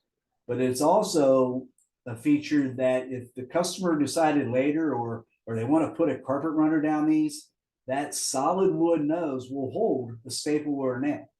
Okay, you couldn't say that about any other option of vinyl or plastic moldings for stair nose. So it's kind of unique that you're able to do that with these. But pretty cool tool. And really what the best part about these is there's a 30-year warranty, and the cost on these is fantastic. So let's look at 48-inch. So again, your cost is half. So for one tread, it's $51. Okay. I think you'd be hard pressed to find a stair nose that you would be filling in behind with flooring that would be less expensive than that. So really a great product. I mean, we've had tremendous success with it. So when you're trying to sell this to a customer, the idea of when you're trying to match a laminate or a vinyl floor, the only option, well, there's more now, but for the longest time, all you could do was put a stair nose on each tread and fill behind that stair nose with flooring to create the step. That's all you could do. Well, that stair nose was usually going to overlap the floor, and it just wasn't a good look. You could tell that staircase had been remodeled.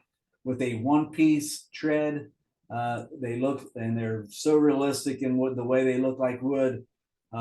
It looks like that staircase has been there forever.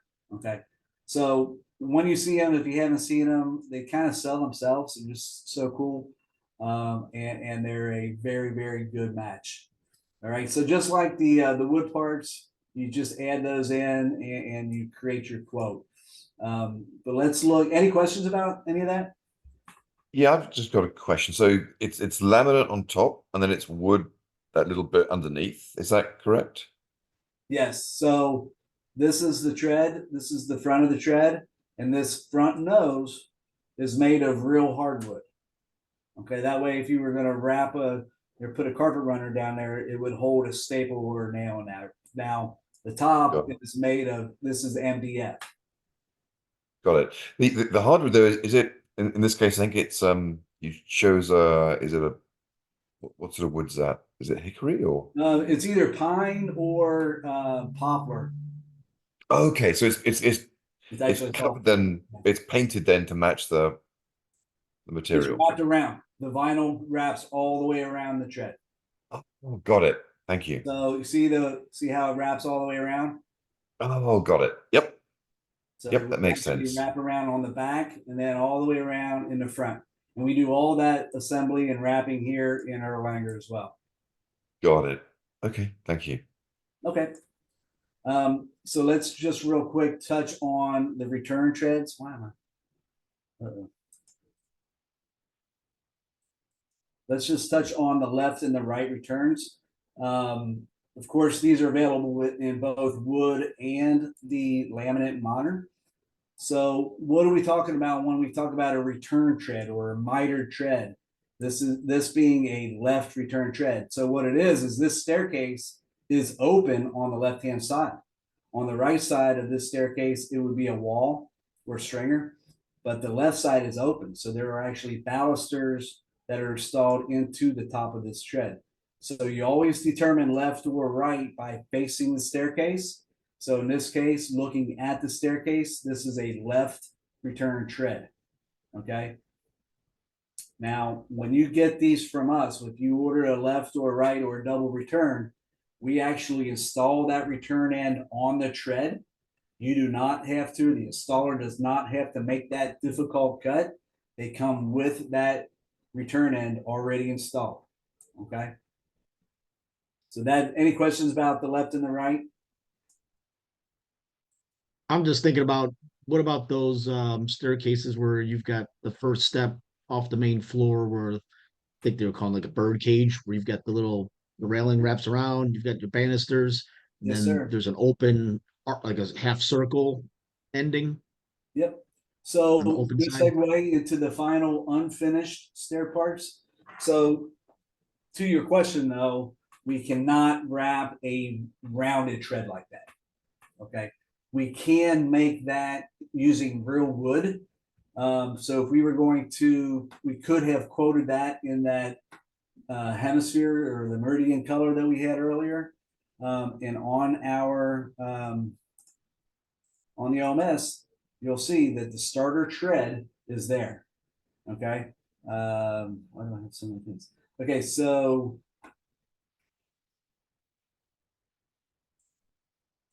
let's talk about doubles because we already know what left and right is, right? So too many options. AKA snowboard. I like it.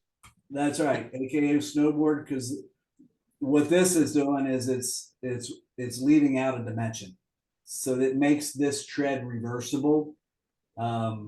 It does not have a throat dimension like on this one. It's what eventually is going to be. So let's look at this. This is going to be the one that you are typically going to probably be quoting. I got to choose a species real quick. Choose red oak. That's All right, cool. so this is that starter tread that you need. There are a few dimensions or terms here that we haven't talked about. So there is a throat dimension, which is always a dimension that's between two other dimensions, right? So this is between the two turnouts. You would also have a throat on a double return tread. There would be a throat between those two double returns. But for this part, we need these four dimensions in order to quote it. So you got your quote, your throat, your overall length, your tread depth, and your turnout depth. I'm just going to make some numbers up. So let's do an overall length of 53.5.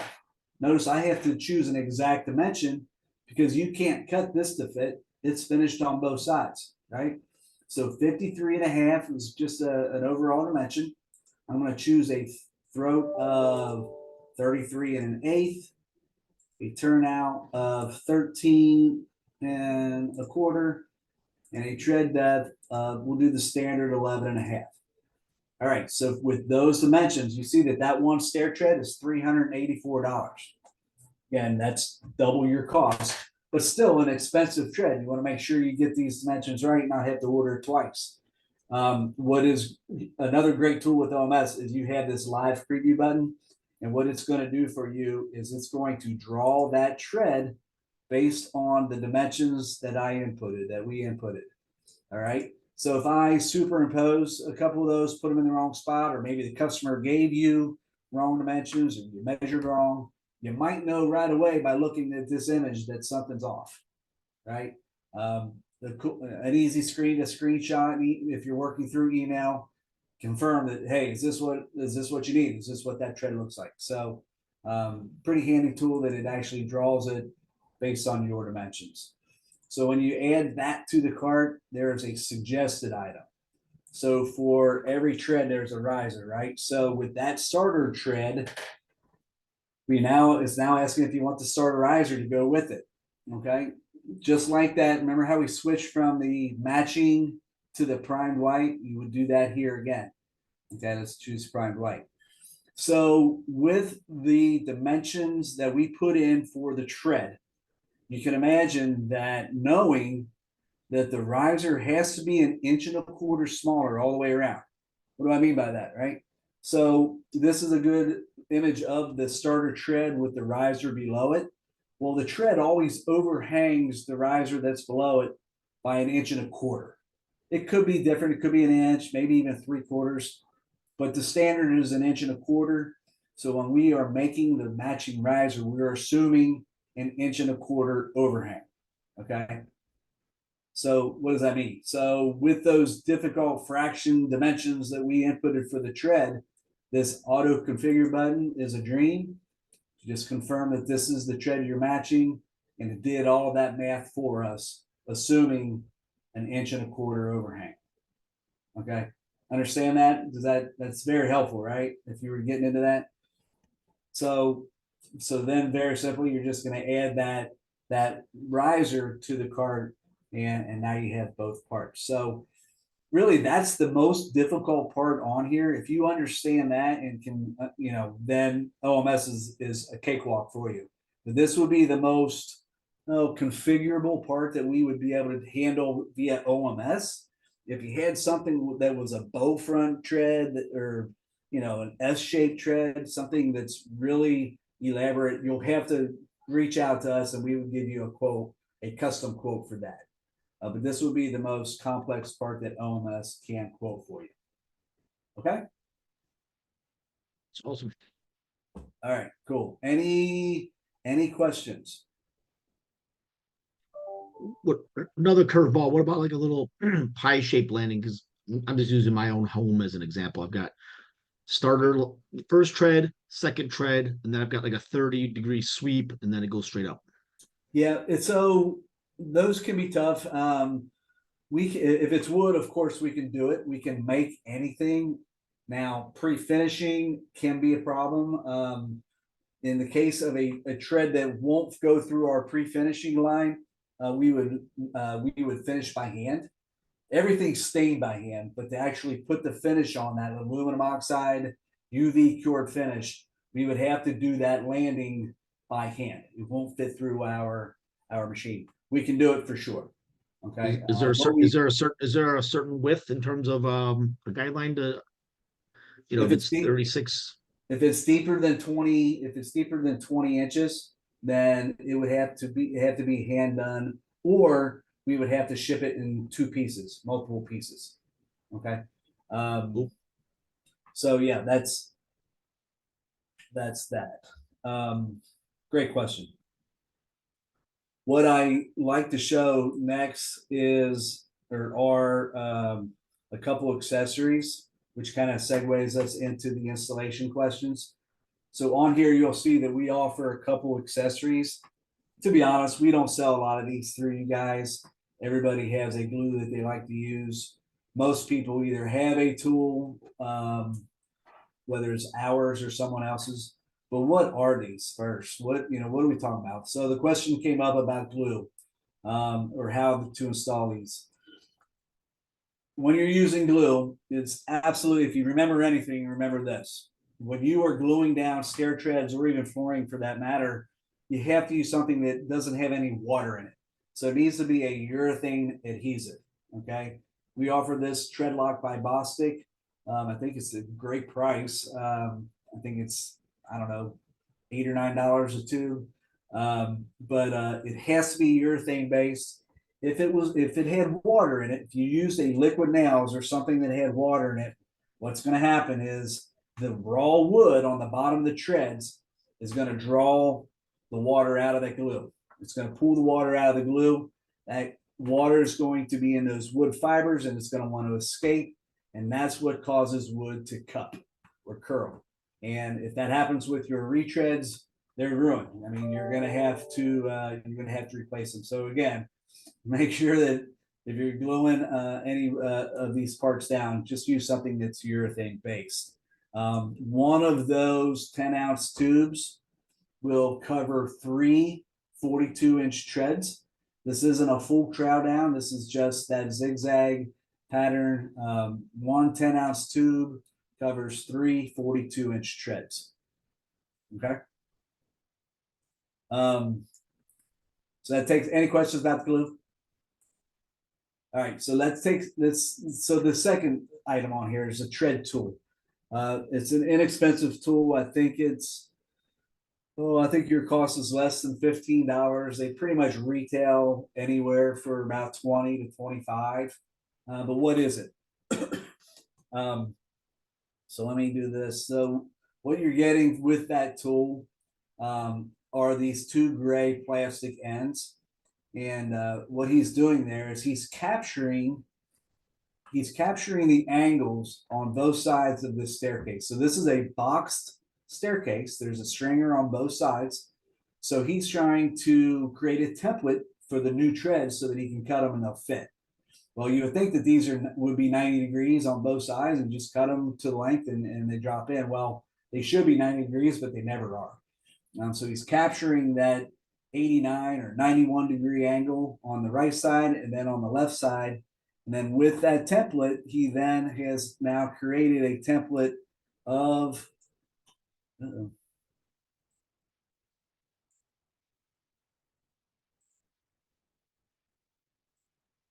we go. He created a template of that stair. So you can cover these steps without a tape measure. You're actually tracing or templating each staircase. So now that he's done that, it's a matter of taking the template to the saw, cutting the new tread, right along the line there, and then they just drop in. They drop in, and you've covered that step. So a sign of a poor installation is when there's big caulk lines on the left side and the right side because they were lazy and they just cut them a little short and then caulked on the sides. It's a sign of not great craftsmanship. This tool, again, being so inexpensive, every installer should have one of these. Any questions about that? All right. Hey, Scott, I had a question earlier just to triple check. On the hardwood on the nose tread, you mentioned it's hardwood, so you can obviously tack the carpet to the stair. Is it also on the tread as hardwood as well, I'm assuming? And you guys are just printing the vinyl on that? Can you? So no, actually the tread itself on the laminate parts is actually MDF. Okay, so it's extremely dense, but it's not real wood. Okay, see that? Just the nosing's real wood.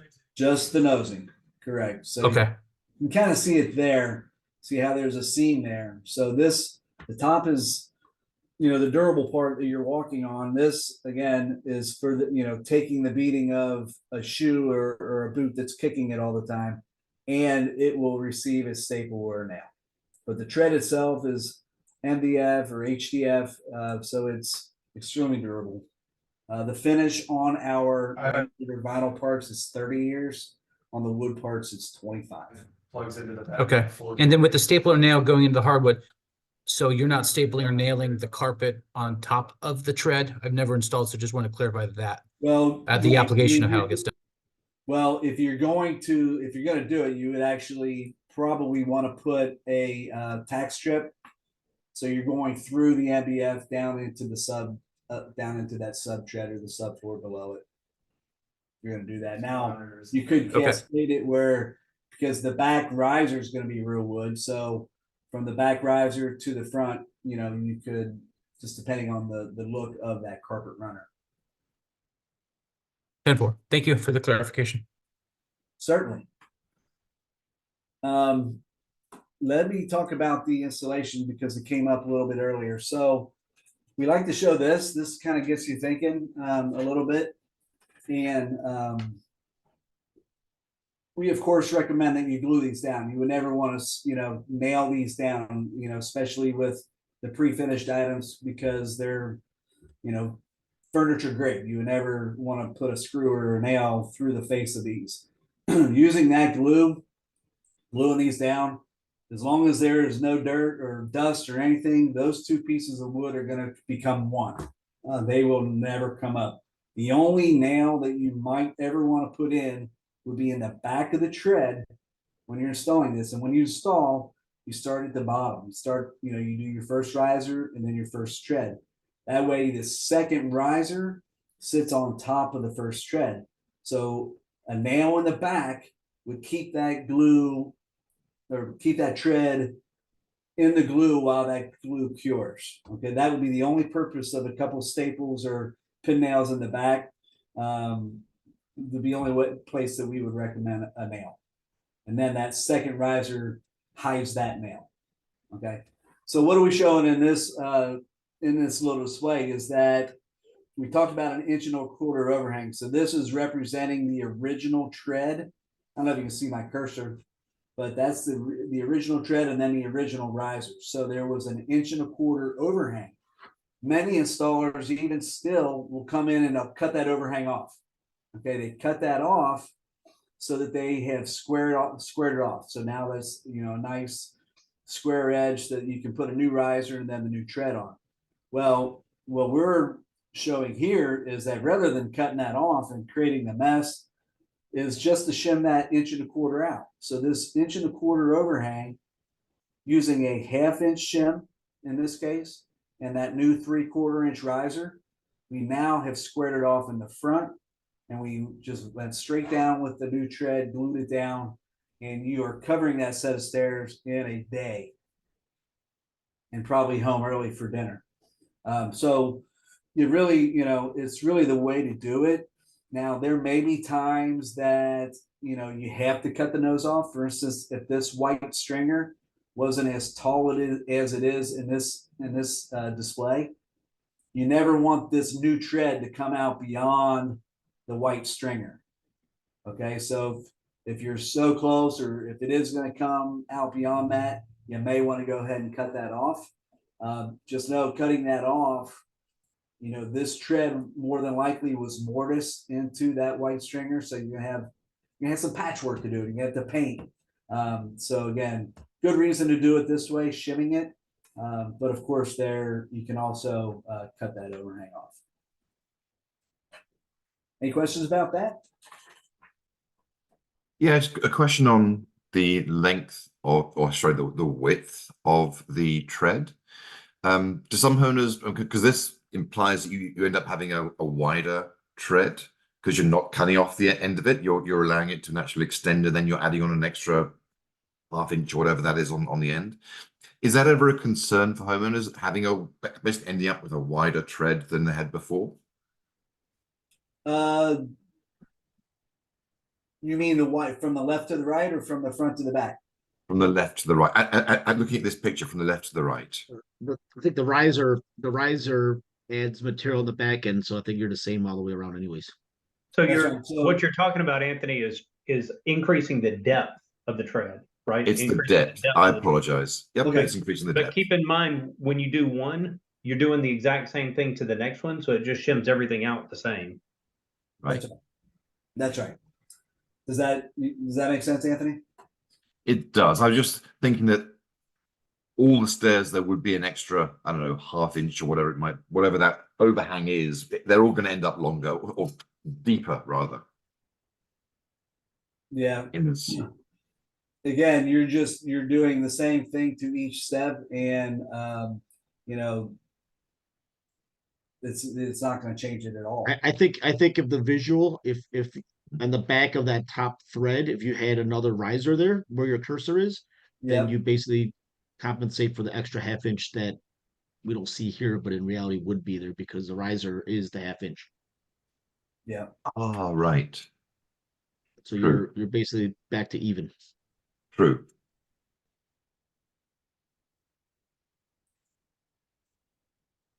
So fantastic. We had a couple minutes. Again, we are here for you guys and girls. We have a tremendous customer service team here that can get you logged in. We can do a more training if you need it. Maybe there's someone in your office that also might want to go through some training. We're here for you on that. The library continues to grow with all the different floors available that you guys use. I'm just trying to go over some of the questions from the past. The laminate vinyl has been a game changer. It really has. We have had tremendous success with it just because the work, we had to pivot, we had to move like the industry and offer something that people were wanting, these waterproof floors and these vinyl floors. We needed an option. We needed the ability to match them. And this tread has been a star for us so far. We saw the lead time in the hardwood example of 21, 25 days. What's the typical lead time for matching, LVP, having to print it and everything like that? It's not going to be more than 2 weeks. Oh, okay. So I mean, it sometimes it's so quick. Sometimes if you choose a floor that we've already made, it typically will ship in a few days. Oh, wow. Okay. If you have to send me a floor, that also only adds maybe 2 days to get that photographed and all the things that they do to it. So it's really a quick process. The slowest part with vinyl is attaching those return ends. Because we ship them already attached, we take extreme care with that, right?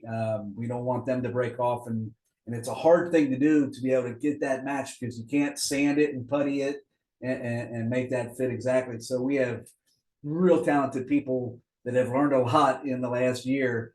But those take a little bit longer. You might want to add, let's call it 5 days. So really you should never be at more than a 2-week lead time for any of these. That's awesome. You're literally printing is easier than standing and sealing on in your production. Well, especially when you're trying to match a floor that is a picture, because the people that create that floor are messing with those dials, and to be able to match that using real wood, although we've done it and we still might do that, depending on the floor, that's kind of a judgment call as they come in. But say you did install, you are having this color here, whatever this was, the amber chestnut, and you wanted the treads to be this style, but then you had a starter tread. We've done that where we've matched that starter tread using real wood, using stain. Now go into that cautiously. You got to sell that and let them know that these are two different materials. But we certainly have done that. And if it is a floor that just does not look real enough, I'll say no. I'll say that we can't do that one. Because some of these floors, there's so many different unnatural colors in them that it's the only way to match them is by printing them, taking a picture of it and printing it. But really most of them, we're pretty successful at staining it. This is just a much better option, cost effective, and customers love them. This is great. I mean, a lot of margin, expensive ticket. I like it. Well, I appreciate it. And if you need anything, hopefully you have our handboard in your van or your truck. I know there was a little bit of delay in we had to rework it because again, the land was so new, we didn't have the laminate parts on there. So we had those reprinted. I think that, well, I know that they have them in Atlanta now for you if you need one. But if not, let me know and I can get you samples or chain sets, whatever you might need as well. Where are you guys shipping out of? Where's your manufacturing? We are shipping out of Northern Kentucky, which Northern we are Kentucky. right at the Cincinnati, Ohio airport. Right there. Oh, okay. Like Nice. 5 minutes Bengal from Stadium. downtown Cincinnati. Yeah. Bengal Scott, Stadium what's there. included in that chain set? That does sound enticing. I think a lot of my custom homes around here are all 2-story, so I think stairs are going to be very popular. What is on that chain set? Is it big and bulky, or have you made it pretty small and lean? Well, if you don't have one, they should be getting you one because I think you paid for it. But it is a simple chain set that has a cutoff of everything that we talked about. Not everything, but it has both profiles, the standard profile and the modern profile in both wood and laminate, and then a white riser. So 5 pieces on that chain set. Okay, great. I'll look for it. I'm sure I got it in some box somewhere. It's probably, Travis, it's small enough that it normally just sits up on one of the shelves in the van. Okay, Yeah, awesome. Yeah, the tread, they're like 6 inches wide, and there's what I say, 5 of them, so they're very light. Perfect. Thank you. Scott, can you take a moment and just talk about the best way to get an account set up with StairTech? So if you don't mind, just email me personally. If you're having trouble, we had some turnover in the accounting department. I think he's still down there fighting through old emails, months old. Your best way to get, or the quickest way, just email me. If you don't have the documents required, I'll send them to you after you email them to me. I thought that you had access to those through FCI, but if not, send me an email. I'll get you the appropriate paperwork that we need, and I'll get you on OMS super quick, same day in most cases. As far as establishing credit, I believe that they are requiring your first order, maybe 2, be paid with credit card, and then credit is established. But that's something that they can take care of. But as far as getting you on here so that you can quote and get ordered, I can handle that quick.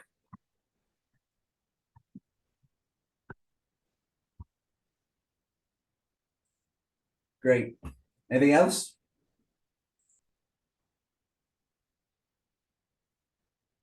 All good here. Good stuff. Right. Super helpful, man. This is good Thank stuff. you guys and girls, and I appreciate it. Have a great holiday, and You too. I don't think that this is going to be the first year in 6 or 7 years that I am not going to be able to make it to Mexico. So Oh, that stinks. I am super, super bummed because I brought my wife, and oh boy, she had a time of her life just laying there. But I'm bummed that I'm not going to make it this year. So there's just too much going on here. But have a great time down there. Have a happy holiday, and we'll talk to you soon. Thanks, Scott. Thanks as always for your time. No problem. Thanks again. See you guys. All right, guys, I will, it normally takes a few minutes for the recording to process through Zoom. As soon as it does, I'll send that out so that if there was a piece of what Scott went through that you want to go back through again, you'll have the ability to do that. I know Scott moves quickly. The website is actually pretty straightforward, but if you need to go back and rewatch it, you're going to have the recording to do so. Cool. That sounds good. Arlen, can you stay on for 1 minute? That's just Sure. so I can follow up with you on that stair question, if you don't mind. No Yep. need to record it. All right, guys. Yep. Catch y'all later. And I will stop the recording.